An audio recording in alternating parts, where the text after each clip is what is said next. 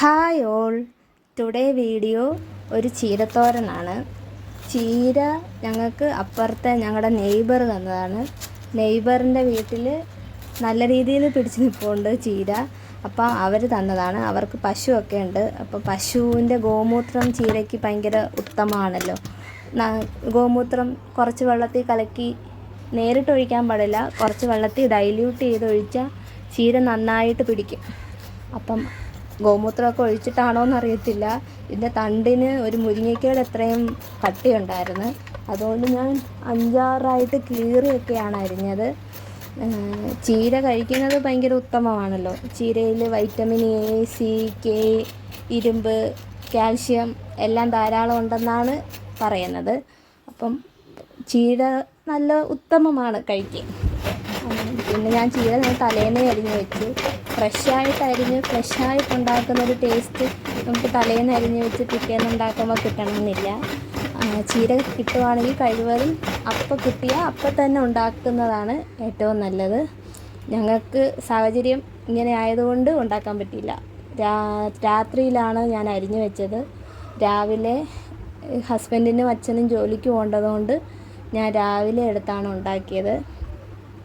ചീരത്തോരന് ഞാൻ സാധാരണ തേങ്ങ, മഞ്ഞൾപ്പൊടി, വെളുത്തുള്ളി, ജീരകം ഇത്രയും തന്നെയാണ് അരയ്ക്കുന്നത്. കുറച്ച് മുളക് പൊടി ഇട്ട്, പിന്നെ കുറച്ച് കരിവേപ്പില ഇട്ടൊന്ന് ചതച്ചിട്ടാണ് ചീരത്തോരന് വേണ്ടിയിട്ട് അരപ്പ് റെഡിയാക്കിയത്. ചീര കുട്ടികൾക്കൊക്കെ കൊടുക്കുന്നത് ഭയങ്കര നല്ലതാണ്. പക്ഷേ ഋതുവിന് വലിയ താല്പര്യമൊന്നുമില്ല ചീരത്തോരനൊന്നും കഴിക്കാൻ. ഞാനാണെങ്കിൽ നിർബന്ധിച്ചൊക്കെ കൊടുക്കും, അല്ലാതെ അവൻ ഭയങ്കര ഇഷ്ടത്തോടൊന്നും കഴിക്കാറൊന്നുമില്ല. പക്ഷേ ചീര കുട്ടികൾക്ക് നല്ലതാണ് കൊടുക്കുന്നത്. അപ്പം എണ്ണ ഒഴിച്ച് കടുക് താളിച്ചിട്ട് ഞാൻ ആദ്യമേ തണ്ടിട്ടൊന്ന് വേവിക്കുകയാണ് ചെയ്തത്. തണ്ട് ഇച്ചിരി കട്ടിയുള്ളതുകൊണ്ട് എനിക്കെന്തോ ചീരയോട് ഒരുമിച്ചിട്ടാൽ വേവുമെന്നൊരു ഡൗട്ടായതുകൊണ്ട് ഞാൻ തണ്ട് ആദ്യമേ ഒരിച്ചിരി ശകലം വെള്ളം ഒഴിച്ചൊന്ന് വേവിച്ച് അത് നന്നായിട്ടൊന്ന് വെന്തതിന് ശേഷമാണ് ഞാനാണെങ്കിൽ ചീര തട്ടിയപ്പം പെട്ടെന്ന് അങ്ങ് വാടുമല്ലോ ചീര. നമുക്ക് ചീരയിൽ വെള്ളമൊന്നും ഒഴിക്കേണ്ട കാര്യമില്ല, ജസ്റ്റ് ഒന്ന് അടച്ചു വെച്ചാൽ മതി. ചീര പെട്ടെന്ന് വാടും.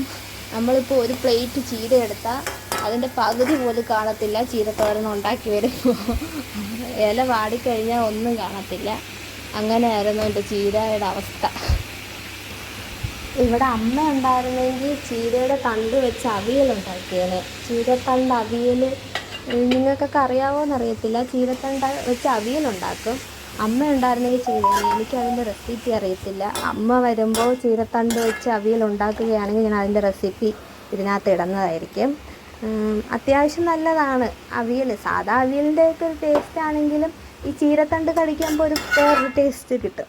അത് നല്ലതാണ്. അതുകൊണ്ട് ചീരത്തണ്ടിൻ്റെ അവിയൽ റെസിപ്പി കിട്ടുകയാണെങ്കിൽ ഞാൻ ഇടാം കേട്ടോ.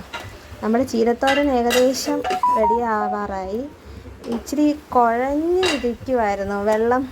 വെള്ളം ഇങ്ങനെ ഇച്ചിരി ഈർപ്പം കൂടുതലുണ്ടായിരുന്നു ഈ ചീരയ്ക്ക്. അതുകൊണ്ട് ശകലം ഒന്ന് കുഴഞ്ഞ്, പിന്നെ കുറച്ച് നേരം ഇട്ട് ഇളക്കിയപ്പം അതങ്ങ് ശരിയായി. അങ്ങനെ നമ്മുടെ ചീരത്തോരൻ റെഡിയായിട്ടുണ്ട്. അത്യാവശ്യം നന്നായി. ഓ